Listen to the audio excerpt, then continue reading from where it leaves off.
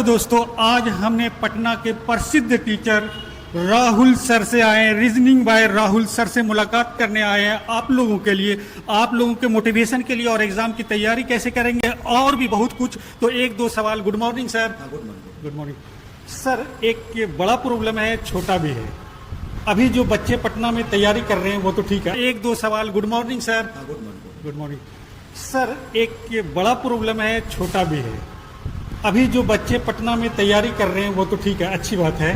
But गांव के बच्चे के लिए आप अगर गांव में जाएंगे, 10th तक जो बच्चा पढ़ता है और 12th तक जो पास कर जाता है, अच्छी डिग्री भी रहता है। बट प्रॉब्लम ये होता है कि वो 10th तक अगर पास आउट हो गया तो ड्रॉप आउट हो जाते हैं, पढ़ाई छोड़ देते हैं, घर की मजबूरी के कारण, कई से सारे कारण होते हैं। और 12वीं में भी यही कारण है कि ड्रॉप आउट करते हैं, कई सारी मजबूरी, घर का परेशानी, कुछ काम करना है। मगर आप जब ड्रॉप आउट करते हैं, 10th तक 12वीं तक पढ़ते हैं, रिजल्ट भी अच्छी होती है आपकी, तो आप सही से लिखना पढ़ना नहीं कर सकते। ऐसा क्यों?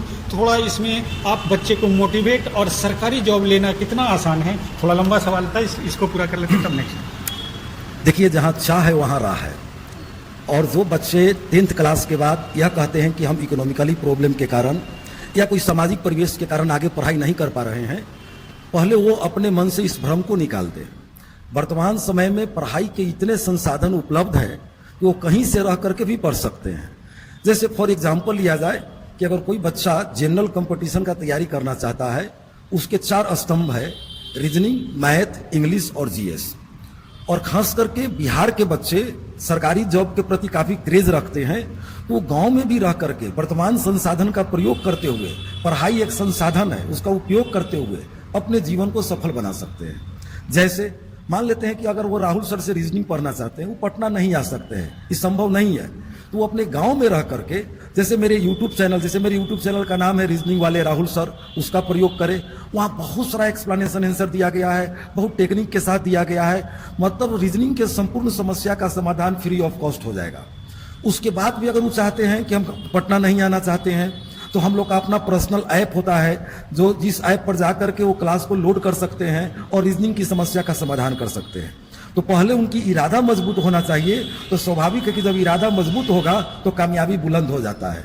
तो जो बच्चे ड्रॉप आउट कर रहे हैं, वो अपने आप को साहसी बने, कायर की तरह नहीं ड्रॉप आउट हो, लड़ करके ड्रॉप आउट हो। और लड़ना जीवन का सफलता का सबसे पहला माध्यम बन जाता है।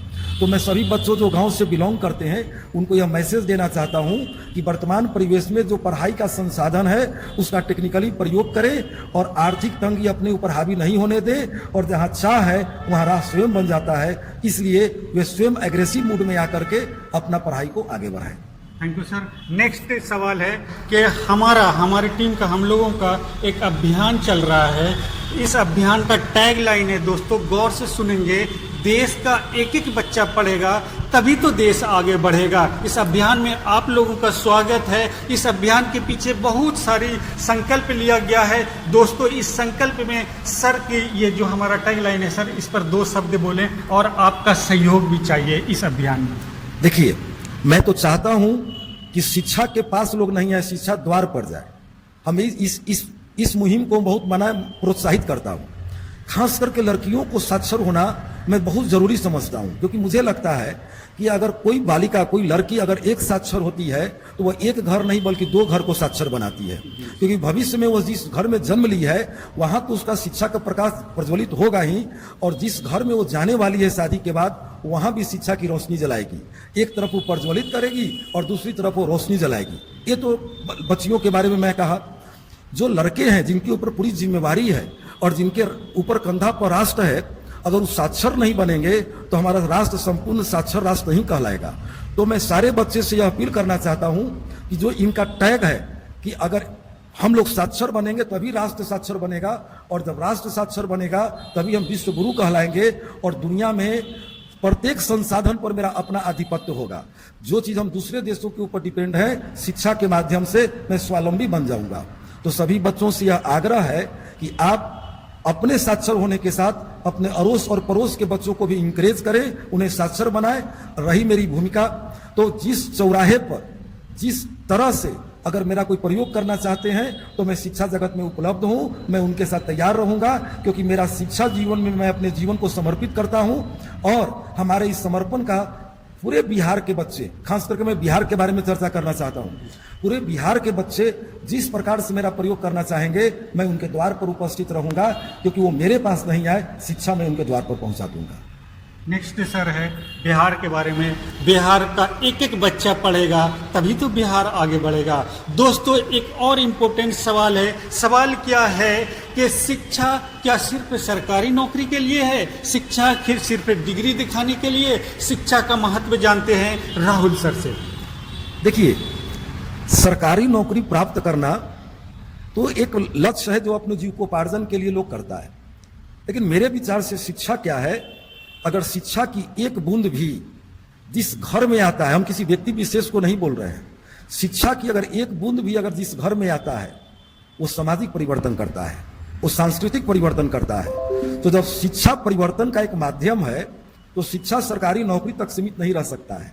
शिक्षा स्वयं में अपने आप रोजगार पैदा करता है।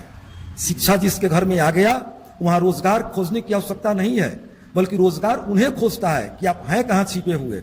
और हमारे देश में तो शिक्षा का इतना महत्व है कि हर कोना में शिक्षा के लिए बुलाया जा रहा है। आपको एक छोटा सा एग्जांपल देता हूं। एक आम का पेड़ है, उसमें केवल कमियां हैं। आम का गुठली गंदगी में पैदा होता है, और गुठली क्या होता है जिसको अपने मुंह से जूठा करके फेंकते हैं। जब वह आम बड़ा होता है तो उसकी लकड़ी का कोई प्रयोग नहीं कर सकता है, वो काफी कमजोर होता है। और फिर वही आम क्या होता है कि जब टिकोरा लगता है तो कसैंधा होता है, बड़ा होता है तो खट्टा होता है, लेकिन जब वह पूर्ण रूप धारण कर लेता है तो फलों का राजा कहलाता है। उस सारे अवगुण होने के बावजूद भी मात्र एक गुण अंतिम में दिखलाता है। तो जिस घर में अगर शिक्षा आ गया तो प्रत्येक अवगुण के बावजूद भी वह अंतिम निष्कर्ष दे देगा कि जिस प्रकार फल आमों का राजा है वह समाज का राजा कहलाएगा। समाज उसके पास आएगा क्योंकि शिक्षा उसके पास है। तो दोस्तों आप कितनी अच्छी बातें सुना है आपने। शिक्षा मतलब आपकी जीवन का उद्देश्य बदल जाएगा, आपकी घर की दशा बदल जाएगी, आपके समाज में इज्जत बढ़ जाएगी। सर बहुत अच्छे ढंग से आप लोगों तक ये बातें पहुंचाने की हम लोग कोशिश किया है। दोस्तों कहने का मतलब सिर्फ यही है कि आप शिक्षा लें थोड़ा अच्छे से और कोशिश करें, पूरा समाज आपके साथ है आपको आगे बढ़ाने के लिए, क्योंकि आप ही भविष्य हैं देश के और बिहार के। तो शिक्षा हमारे जीवन को बदलने के लिए बहुत ही जरूरी है, बहुत जितना बोला जाए कम है। Thank you very much. Last में अंतिम बातें, कुछ अच्छा सा संदेश सर देश के लिए दो लाइन में।